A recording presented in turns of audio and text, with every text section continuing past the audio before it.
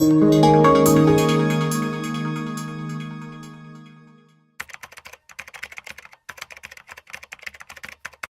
est impossible d'exporter quoi que ce soit gratuitement et à qui que ce soit du gaz ou n'importe quel produit liquide, que ce soit pour la France ou n'importe quel autre pays.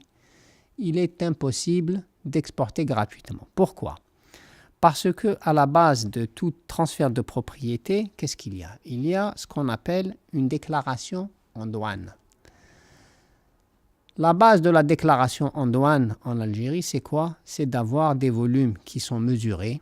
Et à côté de ces volumes qui sont mesurés, il faut associer un prix. Et généralement, le prix qui est associé, ça ne peut pas être égal à 0. Il faut qu'il y ait deux conditions suspensives qui soient levées. Il faut qu'il y ait l'approbation des organes sociaux de l'entreprise et il faut qu'il y ait également l'approbation des autorités. Pensez-vous que les organes sociaux de l'entreprise ou que les autorités puissent approuver un contrat ou un avenant avec un prix égal à 0? Ça ne s'est jamais vu. C'est d'abord une relation qui porte sur 4 contrats de gaz naturel liquéfié.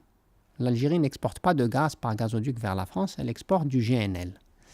Sur ces 4 contrats de GNL, 3 ont été signés en 1976 et le 4e a été signé en 1991.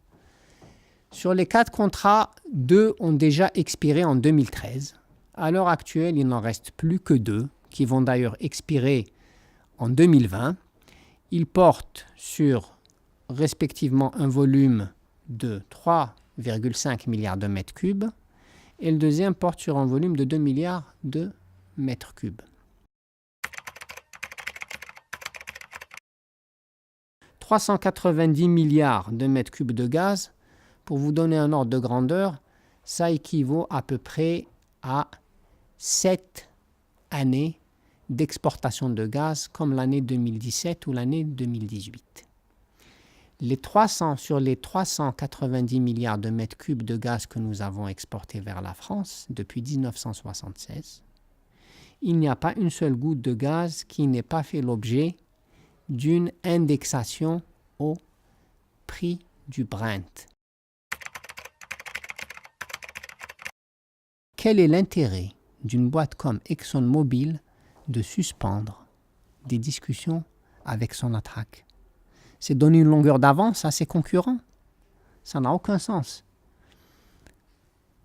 L'Algérie, c'est quand même le pays qui recèle les 3e ressources de la planète en matière de gaz de schiste. Vous pensez qu'une entreprise de l'envergure d'ExxonMobil a intérêt à suspendre des discussions? Moi, je ne le pense pas, sincèrement. Maintenant, en matière d'engagement, de documents contractuels, etc.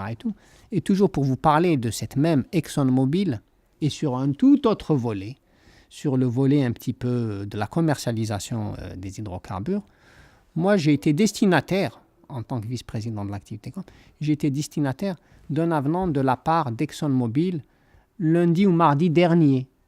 Un avenant, c'est quand même un document contractuel engageant, donc c'est la preuve que ces gens-là continuent quand même à signer des engagements avec nous. Cette année, qu'est-ce qui s'est passé? Il s'est passé qu'on a eu un mois de février exceptionnellement chaud, que ce soit en Algérie ou en Europe du Sud. Donc, nos clients de gaz par gazoduc ont énormément réduit ce qu'on appelle leur nomination mensuelle, leur nomination hebdomadaire et les nominations journalières. Et ça, c'est un phénomène qu'on a ressenti même au niveau de la distribution du gaz sur le marché national. Donc, en matière d'exportation de gaz par gazoduc, quand on compare les 2 premiers mois de l'année 2019 par rapport aux 2 premiers mois de l'année 2018, vous avez effectivement une baisse de 23%.